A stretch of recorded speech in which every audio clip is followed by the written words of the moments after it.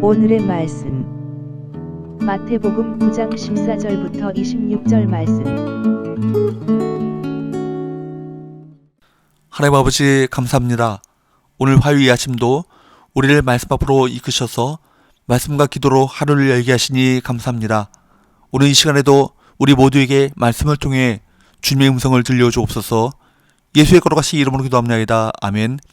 할렐루야. 성교 성도 여러분, 오늘 하루도 하나님의 은혜와 평강이 여러분 삶 가운데 더욱 넘쳐나기를 축복합니다.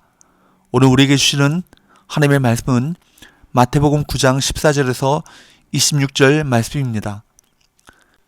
예수님을 찾아온 세례 요한의 제자들은 예수님의 제자들이 금식하지 않는 이유에 대해 의아해하며 질문합니다.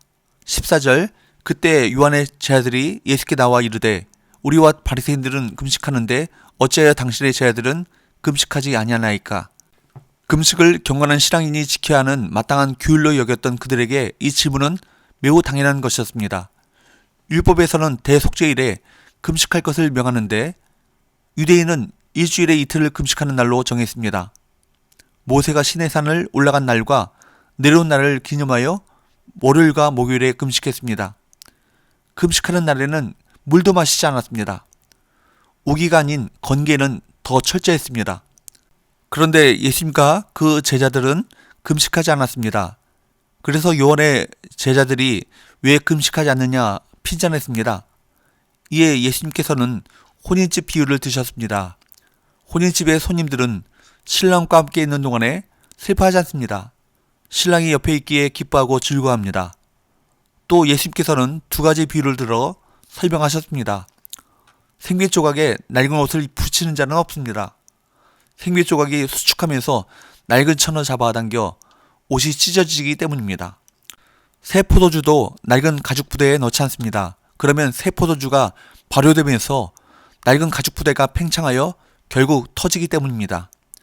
이는 신랑 되신 예수님과 함께 새 시대가 왔음을 의미합니다. 요한의 제자들은 구약의 율법과 유대 전통을 따랐지만 예수님은 율법을 성취하러 오신 분이기 때문에 율법과 전통의 틀에 갇히지 않으셨습니다. 오히려 그 누구도 성취하지 못한 율법을 완전히 성취하심으로써 백성을 죄에서 구원할 구속주가 되셔서 새 시대를 여신 것입니다. 바리새인과 요한의 제자들은 율법적 형식주의에 매여서 누구보다도 부지런히 예식과 법을 지켜왔습니다. 그러나 그들은 예수님의 오심으로 인하여 종교 예식과 형식이 더 이상 중요한 의미를 갖지 않게 되었다는 사실을 알아차리지 못했습니다. 그들은 자신들이 지키고 있는 행위들에 만족한 나머지 예수님께서 주시는 새 포도주와 같은 복음의 기쁨이 필요하지 않은 상태가 된 것입니다. 이것은 그들이 자신들이 행하는 종교 행위들 속에 담긴 참된 의미를 인식하지 못한 채 형식과 의식에 치우쳐 있었음을 보여주는 것이었습니다. 예수님께서는 우리가 하나님과 친밀하고 바른 관계를 세우도록 돕는 분이십니다. 만약 우리가 예수님을 믿으면서도 하나님과 진정한 사귐을 갖는 복을 놓친 채 형식에 얽매인다면 주님이 주시는 기쁨은 결코 누릴 수 없을 것입니다. 그러므로 살아계신 예수님과의 교제를 가로막고 방해하는 형식에만 치우치고 형식만을 고집하는 집착을 버리시길 바랍니다. 예수님께서 이 말씀을 하고 계실 때 한 관리가 예수님을 찾아왔습니다. 18절, 예수께서 이 말씀을 하실 때 한 관리가 와서 저러며 이르되 내 딸이 방금 죽었사오나 오셔서 그 몸에 손을 얹어주소서. 그러면 살아나겠나이다 하니, 이 말씀을 하실 때 한 관리가 나와 예수님에 대한 믿음을 고백했다는 사실이 의미심장합니다. 요한의 제자와 바리새인들이 아직 율법의 틀에서 벗어나지 못한 상황에서도 새로운 바람과 변화는 일어나고 있음을 보여주는 듯합니다. 예수님께 나왔던 이 관리는 마가복음에 따르면 회당장 야이로입니다. 그는 기존 유대 사회가 배척하던 예수님께 나와 도움을 구했습니다. 회당장이라면 예수님에 대한 오해가 여느 유대인보다도 극심했을 법합니다. 그런데 그에게는 예수님이 죽은 딸을 살리실 수 있다는 믿음이 있었습니다. 그래서 죽은 사람을 살려달라는 상식 밖의 요청을 예수님께 담대하고도 간절하게 드릴 수 있었던 것입니다. 주님께서 여신 새 시대는 믿음이 핵심인 시대입니다. 그런데 그 길을 가는 도중 혈루증 걸린 여인이 예수님의 겉옷가를 만졌습니다. 예수님께서는 그 여인에게 내 믿음이 너를 구원하였다 라고 말씀하셨습니다. 예수님께서는 오직 이 여인의 믿음을 보셨습니다. 여기 혈루증 걸린 여인은 잠시 믿음이 생겨 예수님의 옷을 만진 것이 아닙니다. 21절 이는 제 마음에 그 겉옷만 만져도 구원을 받겠다 함이라.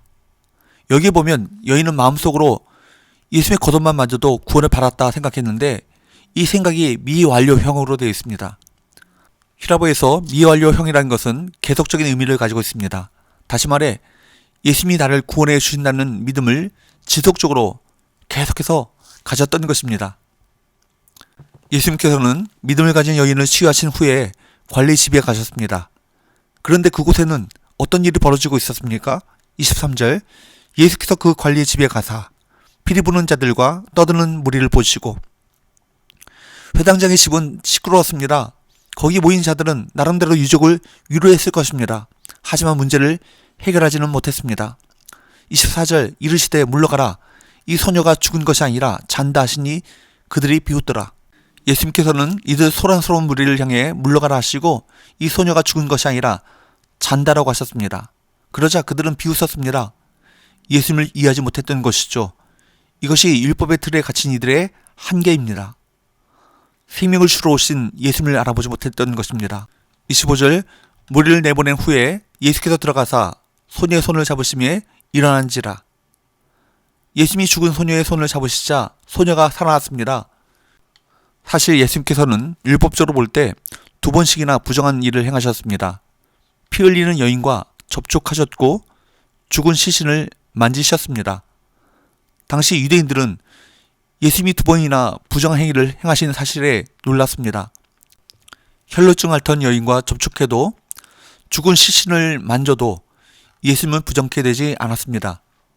오히려 그분의 거룩함이 그들에게 전달되어 병든 자가 치유함 받고 죽은 자가 생명을 다시 얻게 되었습니다. 예수님께서는 이 두 가지 사례에서 오직 무엇만을 보셨습니까? 오직 믿음만을 보셨습니다. 다른 조건들을 보지 않으시고 오직 믿음을 보시며 구원하셨습니다. 어거스틴은 이런 말을 했습니다.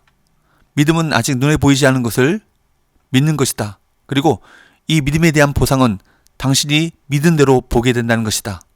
혈루증 걸린 여인과 회당자 야이로는 눈에 보이지 않는 것을 믿었습니다. 그리고 그 믿음의 보상으로 병이 치료되고 죽은 딸이 살아나는 영광을 경험했습니다.